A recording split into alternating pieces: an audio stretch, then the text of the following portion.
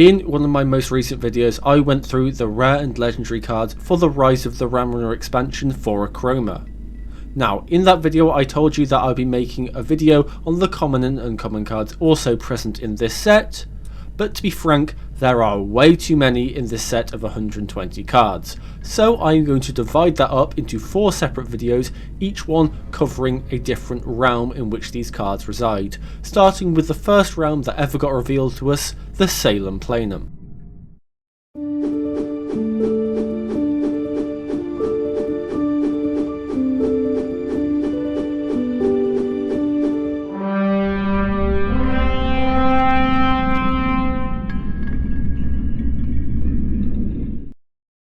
The common and uncommon cards present in this set are only objects and actions. We have no characters or locations.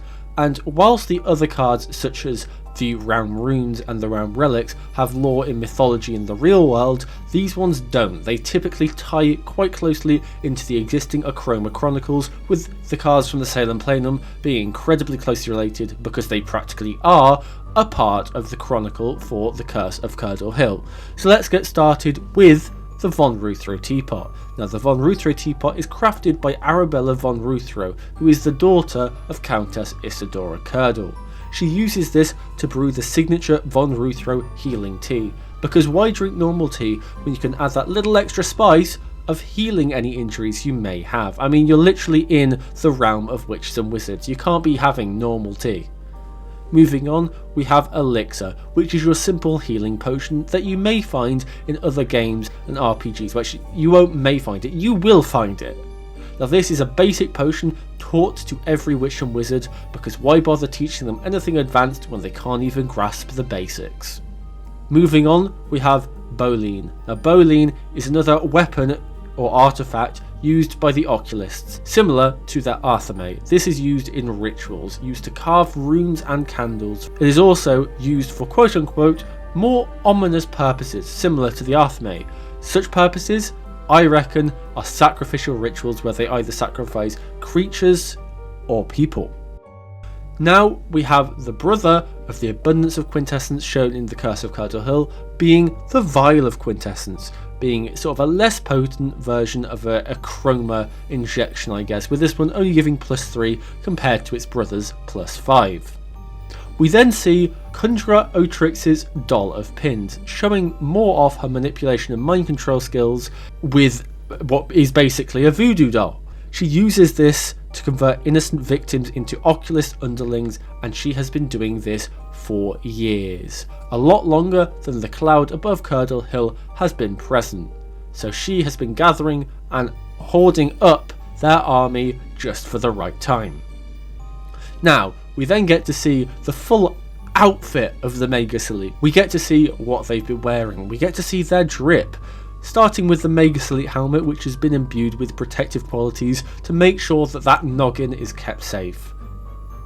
Next up we have the Agent's Lamp, which quite literally captures the essence of the sun. Imbued with solar energy, this lamp will stay alight for 24 hours. You know, who needs the sun when the occultists have blocked it out? I mean, just whip out your lamp and see for the entire day. Now we have the Raven's Eye, which I hope is just a diagram and not an actual eye of the raven, because that would be quite disgusting for a card, I'll be real. The Raven's Eye sees even the slightest of movements, and we get to learn a little bit more about what the ravens can see in a later card, but we'll get onto that in a minute. Next up we have a poisonous plant, being the Mandrake. The Mandrake is also a powerful narcotic, sedative and hallucinogen, so just be wary when you're in the woods and looking for something to eat, because you may end up on a high and then dead. Moving on, the Occultist Stang is another of the artifacts or weapons that the occultists use in their rituals, this one enhancing the power and dark spells they cast with Achroma. So I really wouldn't advise anyone venturing into Curdle Mine, because if you stumble across the occultist den whilst they're doing a ritual, it's not going to bode well. Next up, Alchemist Tincture has impressive transmutational effects. They are unpredictable, so I wouldn't advise using it if you don't know what you're doing. We're moving back into the woods with the Deadly Spores, basically a normal mushroom but not exactly edible, so be wary what you're picking if you're not trained. We get to see more of what the Hexclunker engineers have made, including a Muon Sphere. Now this Muon Sphere is used by the Magus Elite, as opposed to the Muon Trap, to capture more difficult and evasive enemies. But they might have lost one or two Muon Traps, and Achroma has corrupted it, making it even more potent with the corrupted Muon Trap. Now this gives you the ability to claim a character. Now we're seeing a lot of occultist weapons here, and the next one isn't an exception, with the occultist Scourge, which is your Cato Ninetails. Not only will that hurt if it hits you on the back, they've coated it with Achroma, meaning you will not only be just in pain, you'll also be corrupted and twisted by the powers of Achroma. Moving on to our favourite human, and the only human by subtype in the game, Jarvis Tremor, and his backpack, or satchel shall I say. Now this is full of trinkets that he has quote unquote collected. Now one thing you need to know about Jarvis is he is living in the underground of Ludlum City, meaning he hasn't collected these, he's stolen them to try and make a living.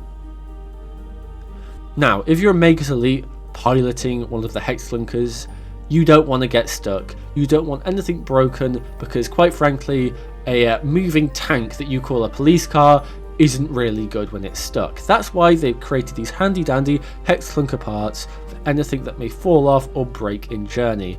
And while you're at it, store up a Hexclunker engineer, you know, slot one into that machine and he might just repair it for you. Moving on to the actions, we have replenishment, which is basically you just restocking on the elixirs and gathering ingredients to make more potions, just so you're always prepared for that battle. Similar to that, we get to see the preparation of the Magus Elite, picking up those Magus staffs, going into battle, you know, putting on their protective gear, getting those little helmets on, picking up those lanterns, you know, heading into battle or patrol. Arabella's recipe is next. Now, I don't know about you, I can't read that. There's a silhouette of a person, 3 leaves, a triangle with the ends missing, a circle, a U with a stick, and a semicircle. If you can read that and tell me what Arabella's been putting in those potions to make them so potent, tell me below.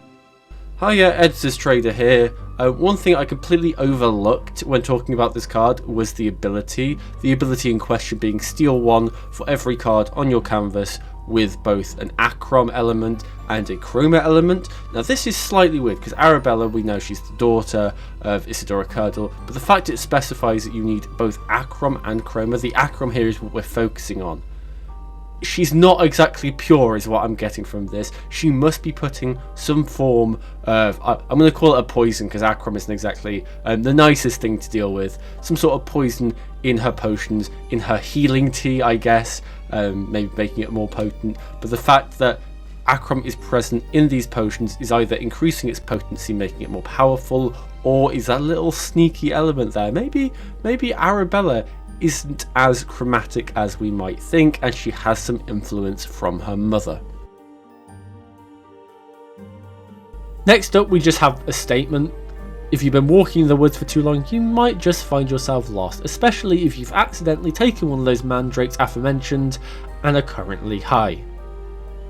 Now, taking a page out of the Sparata Planum, the Salum Planum has developed the Achroma Blast, which is basically an Achroma bomb. This blast will coat everything nearby in sludgy tar like Achroma, so I wouldn't want to be near an occultist when they're casting this spell.